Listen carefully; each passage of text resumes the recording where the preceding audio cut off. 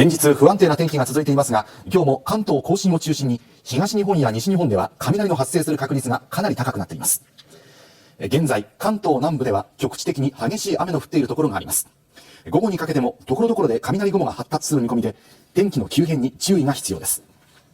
関東甲信では今夜遅くにかけて雷を伴った1時間に50ミリの非常に激しい雨の降るところがある見込みです。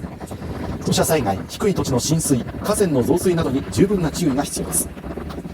一方、今朝早く日本の遥か南海上で台風10号が発生しました。